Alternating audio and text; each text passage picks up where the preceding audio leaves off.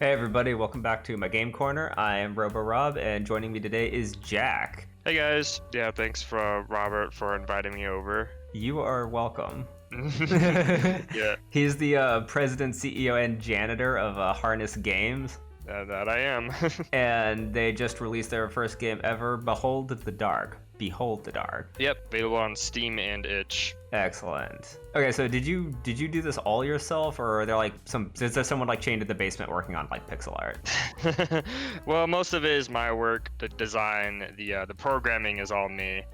With some help from YouTube videos. Oh sure, yeah. But as far as the assets are concerned, I was actually able to purchase assets from two places, from the Game Maker Studio marketplace and from the Unity marketplace. Yeah, they have some pretty talented people out there who are just like selling their work. So I think the sounds, the music, and some additional sprites come from those guys. It's more like professionally done than just like me, you'll look at my game and it'll become kind of obvious of like, oh yeah, so what you're saying is that this is an asset flip. Yeah, I guess you could say that. no, that's pretty good. You got to do the work to blend in all the pre-done assets into something that looks good, and it does look good. Don't get me wrong. Oh, thank you. I think it looks good. Tell me about this game. I mean, I've already played it, but you got to tell me about it now. Like, inform my opinion here. Well, Behold the Dark, to put it literally, is an action-adventure game, 2D pixel graphics, isometric, that relies heavily on lighting mechanics for survival and exploration. But really, the game is just about, surviving in a wasteland where there's just sort of like apocalypse going on, where you don't really know what's going on. There's just sort of this darkness that has enveloped the world. I kind of wanted to go for like a realism route, like how would people react to this? You do have to weigh up your options, that's for sure. I did appreciate that the character's in a suit. I like that. I like the crushingly mundane against the background of absurdity. That's a perfect description. The lighting mechanic I thought was a really good mechanic, and it helps complement the central game loop. Yeah, it's sort of like my attempt at creating something unique. Because there are some games that are like, lighting specific. I think there was like one on Steam that was like a 3D platformer that had like lights and stuff. But I couldn't find like any game that was specifically like, oh, you need the light to survive and to like actually see. Like a lot of games, there is like, lighting, but you can like squint enough and see through the dark. Yeah. So I actually designed something that was like, pitch black, and you need this light source, or else, you behold the dark. What made you decide to make this? Well, as much as I hate to say it, it was kind of boredom. Okay. Where I was like, I just graduated college, and I was, working a normal day job. And so I needed something that was like interesting to do, like an interesting hobby. So I figured like, I knew how to program a little, and, I have some ideas floating around in my brain. So I figured I'd give my shot at game design, and eventually what Behold the Dark became was an experiment, I want to say. It's almost like a test to see what it's like to get like a game out there, all the steps you need to take, and all like the little things that people don't really like discuss, like as far as like starting a business, or like creating like the account, or setting up Steam applications, all that stuff. So I wanted to get a sort of first-hand experience on how to do that, and I figured like if I'm going to want to learn how to make a game, I should probably make a game. That's really good advice, actually. If you want to learn how to do something, just do it. Yeah, for sure. Yeah, and so Behold the Dark in particular was just like the easiest thing I could think to create. Where as far as like, not that demanding graphics or artwork even. I actually want to congratulate you on that. Thank you. And the reason is because I am a parasitic games journalist type individual, so I don't contribute anything to the industry. But if I always imagine, in my mind, crying to myself when I go to sleep, if I were to ever contribute anything to the industry like a game, something like this would be, I would want a single player finished product that the end user would own and can go back to if they felt like it. Like a complete experience. It doesn't need like online capabilities. Oh, for sure, yeah. And also, most people's first games are like they could almost be on the phone, right? Like, it's like, let me do stunts in a dirt bike off this like ramp and collect tokens of some description. And here's all my points, and I slap this together, and this is it. But this is actually like a playable game to completion, and I applaud anybody whose intention is to make that. Thank you. I appreciate. I'm flattered. Now that you're on the road to international fame, you're being interviewed on all channels with easily over 100 viewers. Will you keep your day job as an international jewel thief? That is a great question, because as an international jewel thief, you do still get a certain amount of free time, especially with everything going on now. So it is. I feel ya. I can't believe you used that example, but like I would say, I guess, like, believe it or not, international jewel thief is like steady pay. At least you get the at least you get like that income, or at least some income. They got a lot of good Yeah, for sure. You got a good 401k. Yeah, I got that 401k, stock options. Okay, that's fair. Do you have any ideas of what you're gonna do next? Like, once you were done with the project, were you like, okay, if I'm gonna make a second one of these, I know what I'm gonna do now? I do have ideas for upcoming games. Those ideas, as far at least as what I envisioned them to be, would require maybe more than just me. Like, I probably need to hire like art people or like some designated music people. Any more ideas I have will be bigger. I could probably knock some small things out. As far as right now, though, with everything being released, I'll probably just sort of like go back to base and do my research. Like, what were all the steps? So if I wanted to do it again, like what would be the action? What would be the next action to take? All right, well, you heard it here first, people. Behold the Dark 2 confirmed. 2 confirmed. It'll be a tower defense game where you have to fight off the mobs. mobile game with micropayments and a battle pass. Oh, hell yeah. Can't go wrong with the battle pass. Oh my gosh, can you imagine? It took me a little bit of time and I'm of course a games journalist, so the fact that there's no difficulties hampers me immensely. No, really? Well, yeah, I mean, like, I need to set it to the easiest difficulty and then play it for 5 minutes and then fail to get past the tutorial and then complain about it on like Kotaku or something. Are they defunct right now? I can't remember. Something, yeah. Some website or other, like, I'll go on to Destructoid and just complain it was too difficult. But and one of the mistakes that I kept making was that even though it was explained to me in the tutorial, I didn't while my torch was dying, I was trying to pick up another torch. Oh, right. But I picked it up and put it in my backpack, and then because my torch wasn't out, the darkness consumed me.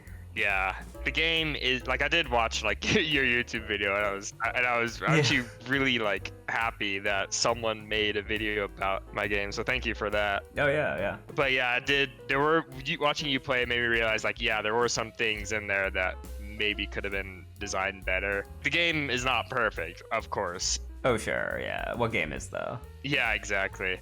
I prefer a human element, like a flaw to my games. Okay. I don't find a lot of engagement in the AAA polish. Right, yeah. And I like to see that the game has, like, if a game has a flaw, I know it was made by a person. Yeah.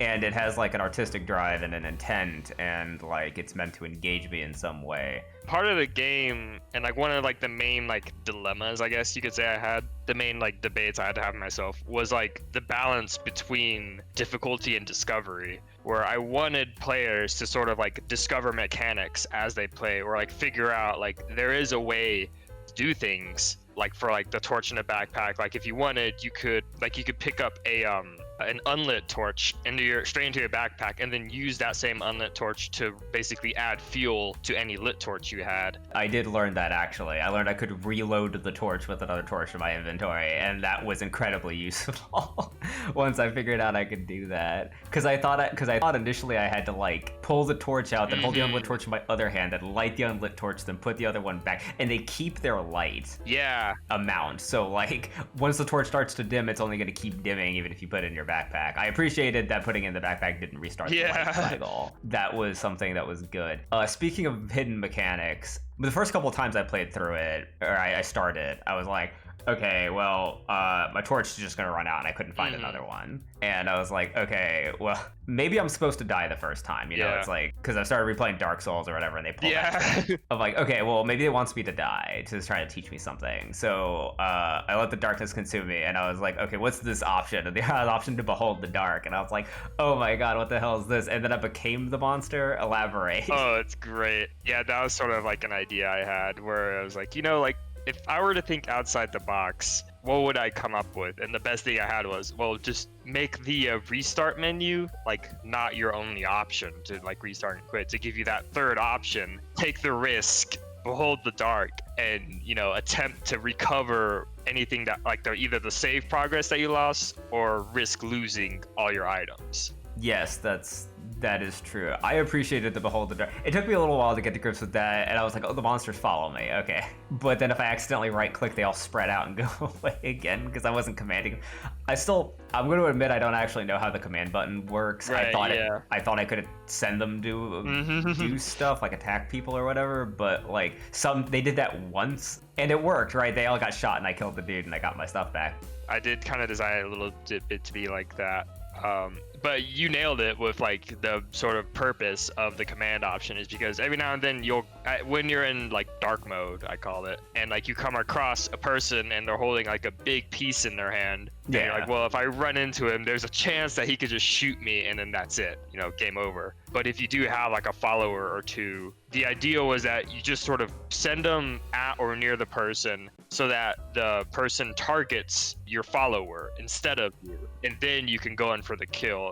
No, you have to do that. It's incredibly dangerous to attack somebody, especially if you can see that they're holding a gun as the monster. Which I want to actually discuss a little bit. I didn't realize, but a sort of mechanic produced from that. Because I originally designed the game to be like a lot harder, where if you got shot in Behold the Dark, it would delete your save and like you'd be back up point one. Okay. But then like after testing that, I was like, you know what, this isn't fun. Like no one likes to lose like permanent progress. I don't know, man. Roguelikes are a thing. Yeah, but like, you know, I was just testing it out, and it's like just feels like something that would just piss people off to the point where they'll rage quit, write a negative review, and like that's it. When you played Pokemon, like on the original Game Boy, if you ever did that, did you ever go through the cave without flash, like with the lights off? I know what you're talking about. Yeah. Yeah. Okay. Your game reminded me of doing that. Oh yeah. Huh. You very much have like learned knowledge of the world, right? Like you have to remember where all the bonfires are, and like once you make a discovery, you got to kind of map out in your mind where everything is and use all the landmarks and stuff to reorient yourself. So it isn't totally impossible to find your way. Yeah. And I thought it was organic. It was good like that. Good. I'm glad to hear that. Especially, it's really interesting too, because once you behold the dark and you can actually see the screen, then you can kind of see everything in the area. Exactly. And that becomes a sort of a tool that the player can use, or like if they are truly lost and like have, you know, no idea if there's any, or like they're in like a corner and they know like there's a building somewhere, they just have no idea where. Then that's a viable strategy, is to intentionally toss your torch away, run into the darkness, turn into a monster, and then you have like a much better ability at scouting and searching for things. And I liked that also because there's a risk to that, because if you die as a monster, everything's over. Are you ready for the criticism power round? Sure, let's hear it. Why is there no custom mouse pointer? Yeah, no custom mouse pointer. I feel like a lot of these answers is simply going to be, you know, I was just designing stuff and I was thinking, you know, like how far am I going to go into designing for what it's worth? And a custom mouse pointer would be pretty easy to design, but then I'd have to decide like what would be a good custom mouse pointer. Right. So I kind of had the idea of sort of like in Minecraft, like if you go into your inventory, it's just your mouse, right? I think it is. They might have changed that. Now that you're bringing it up, I'm totally drawing a blank on it. So At least from what I remember, is that in Minecraft, at least probably like in the early Java versions that nobody played. Right. Yeah. I played the early Java version. Yeah. But I think it was just your normal mouse that would just be in your inventory. But yeah, no, got me there. Shot in the gut. No custom mouse pointer. Okay. All right. Power question from the audience. Why did you not vary the every 3 to 5 step sound effect in the walk cycle to lend variance to the walk cycle? Thank you, Zach Shabang, for this question. Yeah, that is true. It sounds pretty repetitive. I did actually add a like a subtle pitch change, and I guess it's just not enough. I see. So it's really just like maybe it could be a result from not having playtesting from different perspectives I see. and using like the resources I had available and like the friends who were willing to do it, and stuff like that. It's just one of those things that I was kind of thinking like maybe people won't care about this, but it seems like they do. So I'll have to keep that in mind for future prospects. The one thing that I remember coming across that I thought was a little lame, and was that one time when I killed a survivor, they and this was against the far east corner of the map where the water is. Yeah, the river. Yeah. The survivor was right against the bank where you can't progress anymore, and when I shot her, her body fell onto the bank, and that's where all the items dropped, but I couldn't access them. Yeah, I was afraid something like that would happen. Basically, because I did design a collision wall, but the collision wall doesn't take into account items that are spawned inside the collision wall. So there is a bit of difficulty in that prospect. And to be honest, there have actually been previous issues with that river in particular. Okay. Because it has a sound to it. It does, that's true. Yeah, and so just learning how to do everything and designing that sound, I figured out that like for some reason that sound input was like jacking up the memory and causing the game to crash. So I had to learn how to design a sound system that won't crash your game. That's interesting, actually. I guess from that particular bug, it was one of those things that it wasn't experienced during playtesting. I see. Because it's sort of like a very specific thing to happen. Yeah, that's true. It is. A character needs to run into the wall, and then you need to kill them while they're in the wall, and then they have to spot an object that's in the wall. I just wrote it off. I was like, okay, I just know not to shoot people while they're standing next to the collision wall. Yeah. That's just or shoot them at an angle that they won't fall into it. Exactly. Yeah. Try to move them away. But if you kind of want an excuse, like a realism excuse, you could say that you shot them, they fell into the river, and all their items was washed away. Yeah, there you go. It's immersive. The bug take the Bethesda approach and say all the bugs are just immersive. Yeah. For sure. And then get bought by Microsoft. Hey, if Cyberpunk can get away with as many bugs as it did and still make like $9 billion, then I think that yeah, for sure. I think you're fine. Yeah, let me know if you're able to find a way to crash the game, because if not, then I can say it's better than Cyberpunk. No, I haven't found a way to do that yet. But I'm sure there is something. Although with my minor programming background, I was a bit deliberate in making sure there weren't any bugs like that. So what you're saying is that having your game not crash is integral to having a good game. Yeah. On release of this product, what you created to entertain people. Exactly. The big vision is to reset the standard of video games. It needs to work first. We're gonna do. We're gonna do something revolutionary and release a video game that works. Oh my gosh! I would like an E3 or something. And that doesn't. Yeah, you're just on stage at E3. You're like, with this game, we're attempting to revolutionize the way in which people play games. You're going to buy a game and then own that game, and everyone's gonna be like, oh fuck, yeah, like, oh god, and there's gonna be some dude glasses, beard, and he's gonna be falling on the ground and he's rolling he's speaking in tongues or something like that. It's and there won't be loot boxes, and then everybody's just losing their shit. He's and the game most likely won't crash. That is a really good idea. I would love, because I feel like there will be a point in the future where that becomes good selling points. Yeah.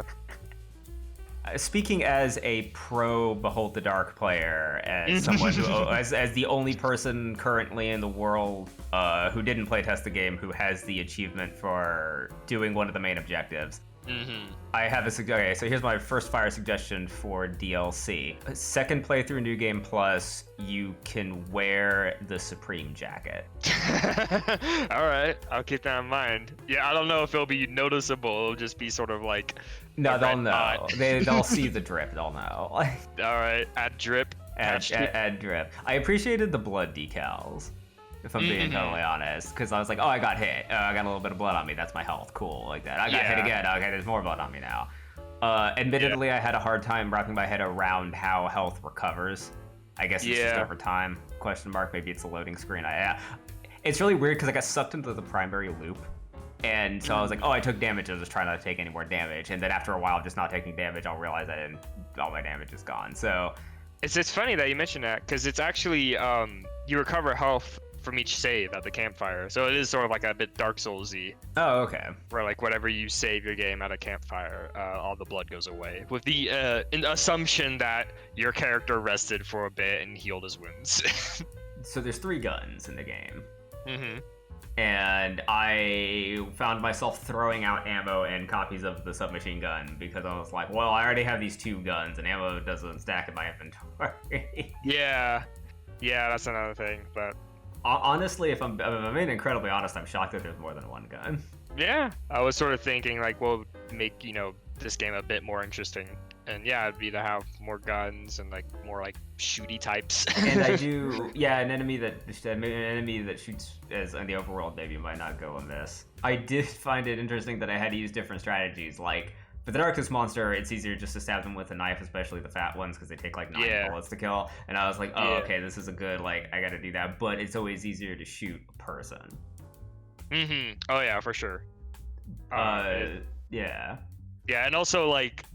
Something that I really appreciated when I was designing it was because you do see the monsters, like you see their eyeball, their red eye, but by adding more types of monsters, you can't say for sure what that monster is. Like it could just be like your normal run-of-the-mill run at you and claw you monster, or it could be the big stinker who just sort of like hangs out and like doesn't attack you but is like a tank for damage. And so like if you have a gun and you see that red dot, you sort of risk that discovery of either wasting a bullet on like a big guy or like just killing them and not have to worry about pulling out your knife. That's actually incredibly true. Yes, I did notice that. And once I learned that I could see the monsters in the dark, I was like, oh, okay, like this is an element. And that was an interesting learning evolution of the natural learning experience of the game, where I was like, I can only see what's in my circle, but that isn't true. Yeah. And then once you learn that you can see things outside your circle, all of a sudden, like, you have to start paying attention to more stuff, and it's a natural progression. It did take me a few tries to perform the first objective of the game, if only because. And I messed around a bit. I was like, I'm just gonna walk around and see what's around me, like, because at the initial stage, I didn't know what spawned in and what was set, and stuff like that. Yeah, because a lot the enemies and people, they are randomly generated, especially like the people, their behaviors, their look, and their the conversations you have with them. That's also randomly generated, and also those conversations is a bit like how you can learn about what's going on. How are people reacting to the sort of state? Are they losing their mind, or are they like trying to hold on to something? They seemed like they're desperate to just be dicks about everything. Yeah, that is true. I did sort of figure that out. I also noticed when in your gameplay of it, like there was something you did where like a guy wanted to trade, and you like, okay, I'll trade, and like which by the way is something that was really difficult in playtesting to get the playtesters to actually do. It was very easy for them to suddenly learn, like, okay, see a person, kill the person. Yeah, because I would. Oh, yeah, I would trade with them if I could have managed to do that. Pro tip for the trading: you have to look away from them to trade with them. And in fairness to that, the tutorial does tell you not to point your weapon at the enemy, but at survivors. But the problem was that, like, in your gameplay, you were in your backpack, and like you point, and like your cursor, even though like you're in your backpack, you still had a weapon equipped, and as you're gonna toss it out to them, your cursor went over them, which of course triggered the aggro event. Yeah. So that's my fault. I take responsibility for that one. I'm sorry. That's okay. I guess that's really the second actual like bug that I've seen. Yeah. I'll have to patch that if I plan on making an update. I've got a pitch, right? Next game, here we go. I have these dreams where I'm just lost in a giant, like, sprawling suburban, like, area where, like, I'm in a mall, but, like, the mall just leading to a school like a high school, and then the high school will just lead into like somebody's house, and then that person's house will lead into like a mall again. Do that. Okay. Next environment, endless mall. Endless mall. Are we talking in the context of Behold the Dark, or is this like a brand new game entirely? Now that you got Behold the Dark, you can like do like Watch the Dark 2, Darkborn, Watch the Dark 3. I like Darkborn. Do you think you'd make another? Because you could tentatively classify this as a horror game. I guess. It's actually funny you mentioned that. I was thinking there was a challenge I put myself that I just completely forgot about, which was how do I make a 2D isometric game scary? And like, then there are some games that do it. Unfortunately, I can't remember their names. Oh, I got one. No, hold on. Lone Survivor. Yeah. Lone Survivor. Yeah, so there are games that do it, but I was sort of thinking like, you know, if you can see your character and you can sort of like see the surrounding area, like how do you make it scary? And the idea I came up with was that whenever your cursor would like go over a monster, there would be a flash of like a really detailed image that was first person, where it'd almost be like you kind of get a glimpse of a monster coming at you, like towards you, the player. I don't know if I'd like that. That'd be a lurch. From the... Yeah, but yeah, that's something I just completely forgot about. Oh yeah, pull like a random like Five Nights at Freddy's on them whenever they pass over the monster. Yeah, I don't know if I'd appreciate that. If only because like the first time it would get me, but then if it started happening like every time, I'd have to be like, well, thanks for taking me out of the game. You have a limited amount of time to react to the monster's attacks anyways. Like, this is true. And I wouldn't appreciate it being taken up by a cutscene. Okay, yeah, that's fair. What's your favorite game? My favorite game? Are we talking? Okay, so like there are categories to that question. What's your favorite good game? Well, number one is always going to be Paper Mario and a Thousand Year Door. Okay, yeah. That's just me personally. Like that is entirely like personal. I'm sure if I played it again now, I'd spot a bunch of flaws, but to me that game is just a special place in my heart. I guess number two would probably be Undertale. That was one of the few games that turned things on its head gameplay wise, and with the idea that you don't have to fight monsters. Yeah. And like it also brings in the feels, and I appreciate that. I'm also a big fan of FTL. I feel like that is a well-designed game, and Shadow of War, because of the Nemesis system is very unique, and Warner Brothers they recently put a patent on the Nemesis system, so you're only really ever gonna find. So Assassin's Creed can't use it anymore. Is that exactly? Yeah, you're not gonna find that very personalized enemy. All right, you heard it here first, everybody. Behold the Dark 2 Nemesis monsters confirmed. Oh my gosh, can you imagine? That'd be amazing. I mean, you almost have half the framework for it, right? Because you behold the dark and become the monster. Yeah. Yeah. Well, that's good. Actually, I can see in all of those examples where you got your inspirations from.